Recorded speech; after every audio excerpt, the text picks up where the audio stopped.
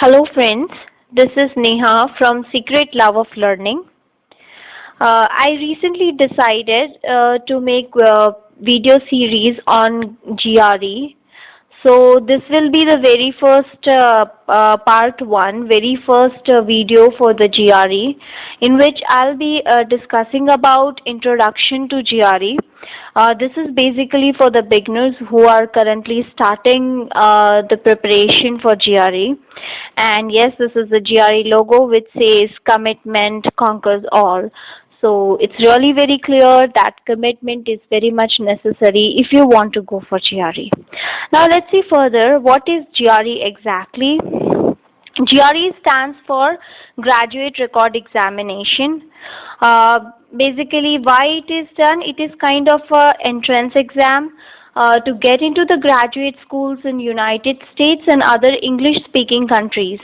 Now, if you want to go for MS, or you want to go for PhD, or if you want to go for MBA and many other master degree, then you have to give GRE.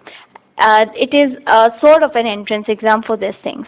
Now, GRE is organized by ETS, which is Educational Testing Service, and they have a website which is www.ets.org/GRE.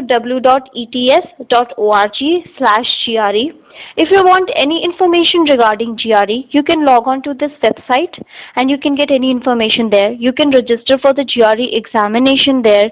You can know about the locations and of the examinations and various other details like syllabus and all.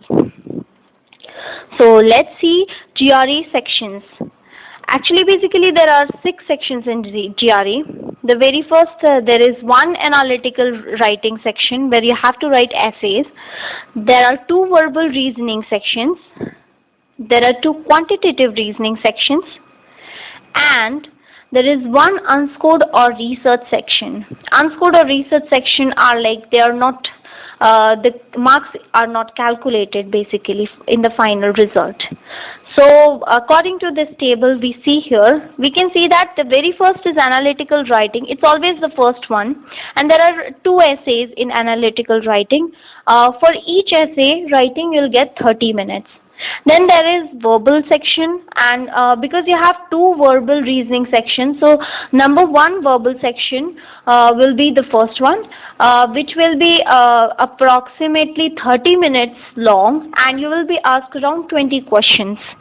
And then similarly, quantitative reasoning section 1 will be taken, and for 20 questions you will be given 35 minutes. Then you will get a 10 minutes break, and later the other 2 sections, remaining sections will be taken. Now this unscored or research section, there can be either unscored section or in either research section. It depends. It's like very much depends what it comes.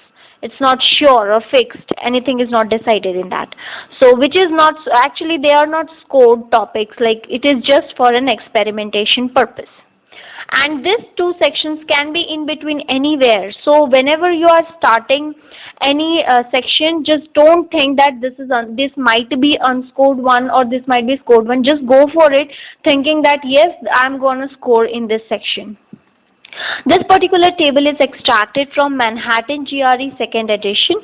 You can look for this table in that book. Now next is, let's see about exam length. It's around 4 hours, which includes breaks. Scoring scale is from 130 to 170 for verbal and quantitative reasoning section, and from 0 to 6 for analytical writing. Now number of test sections, as we already discussed, it's 6 sections including unscored and research section. Now there are breaks. One is a 10-minute break after 3rd section and 1-minute break between all other sections. Let's see the format of the exam. This exam is basically a multi-stage test, that is MST. Now MST have various features, like first is difficulty of your second quant or verbal section will actually depends on the performance of your first quant or verbal section. If you have done well in your first section, the second section might be difficult. If you are done not so well in the first section, the second section might be similar. Now this is decided on the basis of prometric, so it's completely depends on computer. Second is we can navigate forward and backward within each section of the test. This is a very good thing because if I don't like particular question or it's difficult for me, I can just go forward, answer another question and come back and watch this question again and try it hard if I have some time. The next thing is that we can change answers to previously answered questions within a section.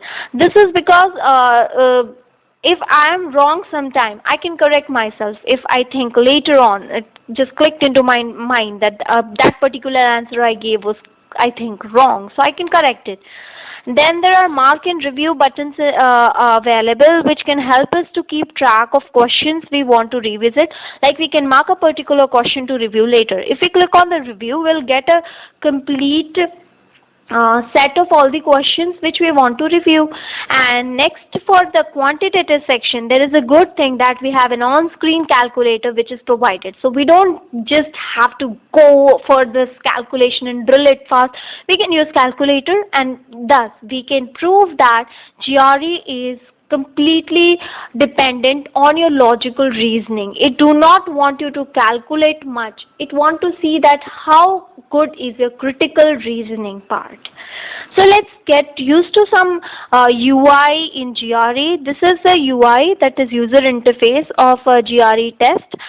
This is extracted from PowerPrep software, which is available for download from ETS website. It is free of cost. You can download it and you can access it so that you can just see and feel, get the look and feel of particular test and examinations what you are going to face in GRE. So let's see various sections of this UI so that we can get used to it. Here is given the question number. This one is question number 1 of 11. Then this is the question. And here is option. Here are the options which you can select. Now there are various different types of options in GRE which we will be discussing in our later videos. Yes, we will be discussing. Verbal also have different kinds of option selection and all. We'll be discussing it later. Then here are back and next buttons which are given. Back one is not highlighted because this is question number 1. Next, here we can see the time, and we can even hide the time if we are like feeling so much conscious. And here is the calculator. Because this is a quantitative section, that's why the calculator is given here. If there is a verbal section, this might not be there. Then we can see there are mark and review question. We can mark this question for later revisit, and we can go and review all other questions which we have marked already. Then there is an exit section. If in case you don't like questions of this section or you have completed this section before time, you can exit it, but it's safe never to exit any section. And then there is a quit test button. It is basically to quit the test. I think we should be really far from these two buttons. We should not click it. It's not at all safe. So this was the UI. Now let's see the thing. Calculator which is given in this.